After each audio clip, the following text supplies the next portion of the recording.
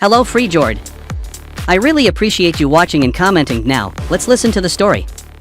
My boyfriend copied my master's thesis and tried to present it as his own. The only thing he gained was humiliation. I spent 3 years working on my master's thesis in environmental engineering, while my boyfriend Colin breezed through his business degree barely attending classes. We met in undergrad, and he'd always joked that dating me was like having a private tutor since I'd explain concepts from his courses that he didn't understand.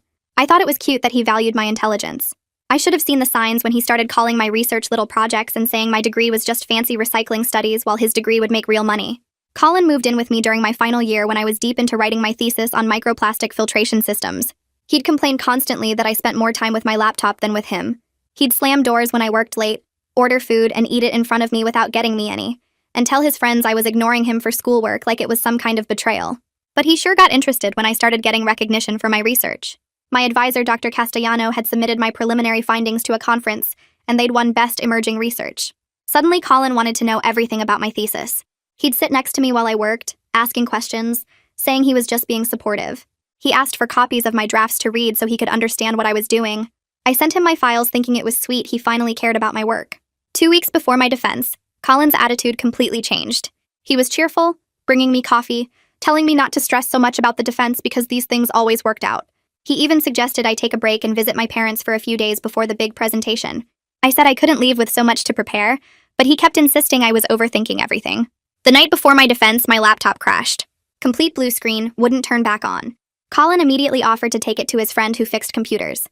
I was panicking, but Colin said not to worry. My thesis was backed up on the cloud anyway. I could access it from any computer tomorrow. I spent all night at the library printing copies from my cloud drive, practicing my presentation. The next morning, I walked into my defense room to find Colin sitting at the presentation table, with my advisor, and the entire review committee. Dr. Castellano looked confused and asked why I was there. I said I was here for my thesis defense. Colin laughed and said I must be confused. This was his defense. He'd transferred to our engineering program 6 months ago without telling me, taking night classes to meet the requirements. He pulled out a bound copy of my thesis with his name on the cover. He told the committee I'd been helping him with some research, but I'd gotten confused about whose project it was. He actually said I'd been under a lot of stress lately and might be having a breakdown. Dr. Castellano asked to see my version. I handed her my printed copy. It was identical to Colin's except for the name on the cover. Colin said I'd obviously copied his work since we lived together. He said he felt terrible, but he'd been suspicious when I suddenly had a thesis ready, right when his was due. The committee asked when I'd started this research. I said 3 years ago. Colin said that was impossible since the research was based on his original ideas from his business background. Dr. Castellano pulled up her computer and showed the conference submission from 8 months ago with my name on it. Colin said he'd let me present his preliminary work to help build my confidence. He'd practiced this story. But what Colin didn't know was that our university had implemented new plagiarism software that tracked digital fingerprints. Every time you save a document, it creates a hidden timestamp with the user information from the computer. Dr. Castellano ran both documents through the system right there in the room. The results showed my document had been created and edited continuously for 3 years on my laptop, with thousands of saves, each one traced to my student login. Colin's document had been created 2 weeks ago, with only 3 saves, all on his laptop, all copying and pasting from my original files. The metadata showed he'd literally just changed the name fields. The committee asked Colin to explain any part of the research. He started talking about water filtration in general terms, nothing specific to my thesis. When they asked about the mathematical models I'd developed, he said those were standard formulas anyone could find. Dr. Castellano asked him to write one of the formulas on the board. He couldn't. She asked him to explain the testing methodology. He said it was all in the paper. She asked what equipment he'd used. He didn't know the names of any of it. Then the committee chair asked me the same questions. I walked to the board and wrote out the differential equation that described particle capture efficiency in my filtration system. The chalk felt solid in my hand as I explained how I'd derived it from first principles, combining Stokes' law with Brownian motion calculations. I talked about the prototype iterations, how the first design clogged within hours because I'd miscalculated the pore size distribution. The second one worked better, but the pressure drop was too high for practical applications. The third design failed when I tried to scale it up, the flow patterns breaking down at larger volumes. I explained the breakthrough that led to the final design, how I'd realized the polymer matrix needed a gradient structure instead of uniform porosity.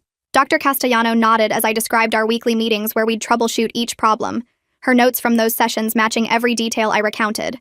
I listed the equipment in the lab, the spectrophotometer settings I'd used for particle analysis, the specific brands of polymers I'd tested. Colin had sat in that lab exactly twice, both times complaining about the chemical smell and asking when we could leave. The committee dismissed Colin from the room. He stood slowly, his face blank, and walked out without looking at me. The door clicked shut and Liliana Whitehead leaned forward across the table. She told me they were unanimous. My defense was exemplary, she said, and the evidence of plagiarism was completely clear. They were failing Colin's submission immediately and recommending expulsion proceedings to the dean. I felt something release in my chest, like I'd been holding my breath for weeks. My hands wouldn't stop shaking, though, adrenaline still flooding my system from the confrontation. Dr. Castellano squeezed my shoulder and said we'd schedule my actual defense for next week, that this disaster didn't change the quality of my work. The other committee members gathered their papers and filed out, a few of them stopping to tell me they were sorry I'd had to experience this. I sat in the empty room for several minutes after they left, staring at the equation I'd written on the board, trying to process that it was over. Colin was waiting in the hallway when I came out. He started toward me with his hands up, his voice taking on that reasonable tone he used when he wanted something. He said we could have worked this out privately, that involving the committee was an overreaction. I stopped walking and looked at him. I told him he stole 3 years of my work and tried to destroy my career, that there was nothing left to discuss between us. His expression changed, the fake concern dropping away like a mask. His eyes went cold and his mouth tightened into a thin line. He said I'd regret making this public, that I had no idea who I was messing with. I walked past him toward the exit, my legs feeling unsteady but my decision absolutely clear. He called after me but I didn't turn around. I spent the next 2 days moving my stuff out of our apartment while Colin was in meetings with university administration. My friend helped me load boxes into her car, working quickly to get everything out before he came back. I was pulling clothes from the closet we'd shared when I found printed copies of my thesis hidden behind his winter coats. The pages were dated 6 months ago, covered in his handwriting, marking sections and making notes. My stomach dropped as I realized this wasn't a 2-week plan. He'd been preparing to steal my work for half a year, reading my drafts and planning his story while he kissed me goodnight and told me he was proud of me. I sat on the floor holding those papers, feeling the betrayal cut deeper than it had in the defense room. He'd been methodically preparing to destroy me while pretending to love me, every supportive comment and coffee delivery part of a long con to position himself to take credit for my research. Dr. Castellano called me that evening at my friend's apartment where I was staying temporarily. The university was launching a full investigation into Colin's academic history, she said, because his transfer to engineering was raising red flags. The registrar had discovered he'd actually failed out of his business program, that his family had made a large donation to get him special admission to engineering, despite not meeting any of the prerequisites. I felt relieved that the investigation was expanding beyond just my case, but exhausted at the thought of reliving everything through official testimony and documentation. Dr. Castellano said she'd be with me through the whole process, that the department was taking this seriously. I thanked her and hung up, then lay on my friend's couch staring at the ceiling, too wired to sleep. My phone started blowing up the next day with messages from mutual friends. Most of them had heard something happened and were asking for details, but their messages felt wrong. They wanted Colin's side of the story, like there were 2 valid perspectives here. 3 people suggested I was overreacting, that couples share work all the time and maybe this was just a misunderstanding. One friend sent a long message about how Colin was really struggling right now, and maybe I felt crazy reading these messages. Like I was living in an alternate reality where stealing someone's thesis was a reasonable relationship disagreement. I realized Colin had been talking to people, spinning a narrative that framed this as a communication problem instead of deliberate theft. The isolation hit me hard, the sense that even people I'd considered friends were willing to minimize what he'd done, because believing the worst about him was uncomfortable. The IT specialist analyzing Colin's laptop contacted me through Dr. Castellano a week later. They'd found emails between Colin and another student named Sabina Thompson from 2 years ago. The emails contained her original research, and it matched a paper Colin had submitted in his business program word for word. I felt sick reading Dr. Castellano's summary of the findings. I wasn't his first victim, just the one who finally had enough evidence and institutional support to expose him. The university was reaching out to Sabina to inform her about the discovery and ask if she wanted to pursue action. I wondered how many other people he'd done this to, how many times he'd gotten away with it before the plagiarism software caught him. Sabina called me 3 days later. We met at a coffee shop off campus, both of us nervous about the conversation. She was older than me, already working in marketing, and she looked tired when she sat down across from me. She told me her story in a quiet voice, how Colin had dated her during his business degree and seemed supportive of her work. He'd copied her entire marketing research thesis and submitted it as his own capstone project after they broke up. She'd reported it but couldn't prove it because she hadn't kept detailed documentation like I had. Colin's family hired lawyers who sent her threatening letters about defamation, and she'd eventually dropped the complaint because she couldn't afford legal help, and the stress was destroying her. She warned me that his parents would come after me hard, that they'd protected him from consequences his entire life and wouldn't stop now. I felt angry for her and scared for myself, realizing this was going to get worse before it got better. Colin's mother showed up at my temporary housing 2 days later. She knocked on the door, and when I opened it, she pushed past me into the apartment without asking. She demanded I talk to her about ruining her son's future over a misunderstanding. Her voice was sharp and entitled, like I was being unreasonable by not letting Colin steal my work. She offered me money, pulling out her checkbook and asking how much it would take for me to reconsider my testimony. She said that as Colin's girlfriend, I should want to help him rather than destroy him, that couples support each other through difficulties. I grabbed my phone and started recording the conversation, my hands shaking as I held it. She noticed and her expression hardened, but she kept talking, saying I was being vindictive and cruel. When she finally left, I immediately sent the recording to Victor Schwartz in the university legal office, feeling shaken by how aggressively she'd tried to buy my silence. I tried to work on my research the next week, to move forward with the actual defense that was scheduled. But when I opened my laptop and pulled up my thesis document, my chest tightened and I couldn't breathe. My heart started racing and my hands went numb, a full panic attack hitting me in the middle of the library. I had to leave and sit outside, focusing on breathing until the feeling passed. Simple tasks like opening that file triggered these spirals where I questioned whether any of my ideas were actually original, or if Colin had poisoned my entire academic identity by stealing my work. I couldn't sleep more than a few hours a night, lying awake replaying the defense room scene and his mother's visit. I'd lost 8 pounds in 2 weeks because eating felt impossible when my stomach was constantly churning with anxiety. My friend noticed and made me promise to call campus counseling, but I kept putting it off, telling myself I just needed to get through the defense first. Victor called me 3 days later with news from his investigation. He'd been digging through university records and found something that made my stomach drop. Colin's family had donated a new computer lab to the business school worth over $500,000. The donation happened the exact same semester Colin got readmitted after failing out of his business program. Victor explained that the timing was suspicious, and the university administration was now reviewing whether Colin's special admission had been part of a deal that let him skip normal academic standards. I felt my hands start shaking as I realized that money had bought Colin access to everything. The wealth his family had didn't just protect him after he did something wrong, it gave him chances he never earned in the first place. Other students had to meet requirements and prove they deserved to be there, but Colin just needed his parents to write a check. That same corruption let him get close to me, to Sabina, to whoever else he'd hurt. The anger felt different from before, heavier and colder, because it wasn't just about what he'd done to me personally anymore. The next morning, I opened my email and saw a message from someone named Silas Guthrie. He was the conference organizer who'd given my preliminary research the Emerging Research Award 8 months ago. My chest tightened as I read the first line asking if we could discuss some concerns that had come up. He wrote that several attendees were questioning whether my research was actually legitimate, given the recent plagiarism scandal at my university. Someone had been spreading rumors at academic events saying maybe Colin had done the real work, and I was the one who stole it. They were weaponizing what happened to destroy my professional reputation before I even graduated. I felt sick reading his polite, careful language asking for clarification. Everything I'd worked for was twisted and used against me. My research that I'd spent 3 years developing was suddenly suspect because Colin had tried to steal it.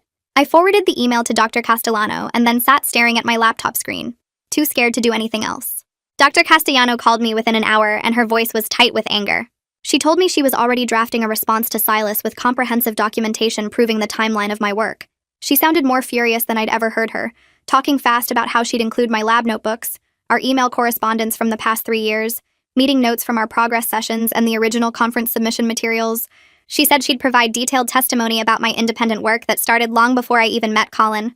I could hear her typing while we talked, already pulling together evidence. She promised me she would shut down these rumors directly and make sure everyone understood the truth. I thanked her, but after we hung up, I just felt empty and tired. Even with her fighting for me, even with all the evidence on my side, I knew some people would always wonder. The damage felt permanent even though my mentor was going to battle to protect my reputation. Victor contacted me again 4 days later saying Colin's lawyer wanted to talk. The lawyer had sent a settlement offer through the university legal office. Colin would accept expulsion and drop any appeals if I signed a non-disclosure agreement and promised not to speak publicly about what happened. They were offering $15,000 for my trouble and emotional distress. I stared at the number in Victor's email. $15,000 would pay off my student loans from this semester and cover my rent for months while I looked for a job. The money would solve immediate problems that were keeping me up at night. I could sign the paper, take the check, and try to move on with my life. But the NDA meant I couldn't warn other students about Colin. I couldn't help Sabina if she wanted to pursue her own case. I couldn't speak up if someone else came forward later. The lawyer's letter made it clear that taking the money meant staying quiet about everything forever. I scheduled an appointment with campus legal aid the next day because I needed to understand what I was actually choosing. The attorney was a woman in her 40s who listened to the whole story and then pulled out the settlement offer to review it. She explained that NDAS in academic fraud cases were ethically questionable at best. My testimony could be important for systemic change at the university and for protecting future students from people like Colin. She walked me through what accepting the money would mean, how it would prioritize my short-term relief over long-term accountability. But she also acknowledged that I'd been through something really hard, and nobody could blame me for wanting it to be over. She said the choice was mine to make based on what I could emotionally handle, and there wasn't a right or wrong answer. I left her office feeling more confused than when I went in, carrying the weight of deciding between my own peace and speaking up for people I didn't even know yet. The university expelled Colin 2 weeks later after their investigation wrapped up. Victor sent me a copy of their findings, which confirmed everything: plagiarism, fraudulent admission, and attempted witness intimidation through his mother's visit to my apartment. But when the university released their public statement, it was vague and careful. They didn't name Colin or acknowledge that he'd targeted multiple victims over several years. The statement talked about upholding academic integrity standards and taking appropriate action, but it read like they were protecting their own reputation more than being transparent. I should have felt relieved or victorious, but instead I just felt hollow. The institution had done the minimum required to address what happened while making sure nothing looked too bad for them. Colin was gone, but the system that enabled him was still there, still careful about its image, still unwilling to admit how someone like him had operated within it for so long. I told Victor my decision 3 days after the expulsion. I was rejecting the NDA and the settlement money because I wanted the freedom to speak about what happened if it could help other students. He said he'd communicate that to Colin's lawyer and warned me they might not react well. The response came back within hours. Colin's lawyer sent a letter threatening defamation lawsuits if I made any false statements publicly. The threats were empty because I knew truth was an absolute defense against defamation, but seeing the words on paper still made my hands shake. I was choosing ongoing vulnerability and potential retaliation over the safety of silence. Part of me wanted to take it back, to call Victor and say I'd changed my mind about the money. But I couldn't make myself do it because accepting would mean letting Colin and his family win in a different way. I found an academic integrity platform online where students could share experiences with plagiarism and institutional responses. The site verified users through their university emails and let people post detailed accounts with documentation. I spent 2 days writing everything out: the 3-year timeline of my research, the defense room confrontation, Colin's pattern of behavior with other victims, the university's investigation process, and how his family tried to buy my silence. I used my real name and uploaded copies of the metadata analysis, the conference submission, and Victor's investigation summary. Posting it felt like standing on the edge of something high and deciding to jump. I was scared of the consequences, but also felt something like relief, like I was finally taking back control of my own story after weeks of Colin and his family writing the narrative for me. The post started getting attention within days. My inbox filled with messages from other students, mostly women, who'd experienced similar things. 7 people across 3 different universities reached out to share stories about romantic partners or close friends who'd plagiarized their work. 2 of them said they were thinking about coming forward with their own cases after reading what I wrote. One message came from a graduate student who said her ex-boyfriend had stolen her dissertation proposal, and she'd dropped out rather than fight it because she didn't think anyone would believe her. Reading their stories made me feel less alone, but also overwhelmed by how common this apparently was. Academic theft through intimate relationships wasn't some rare thing that happened to me because I was unlucky. It was a pattern that nobody talked about publicly because victims were too scared or ashamed to speak up. Silas sent me a direct email 2 weeks after my post went up. The conference was featuring my research as a highlighted presentation at their next event in 6 months. They were offering full travel funding plus an emerging researcher award with a cash prize. He apologized for not shutting down the rumors more aggressively when they first started and said he wanted to make a clear public statement about my legitimate contributions to the field. Reading his email made me feel proud, but also completely exhausted. I'd had to fight twice as hard as anyone else to receive recognition I already earned. My work was good enough to win awards and get featured presentations, but first I had to survive someone trying to steal it, and then defend my own legitimacy against rumors. The validation felt good, but it also felt like it came at too high a cost.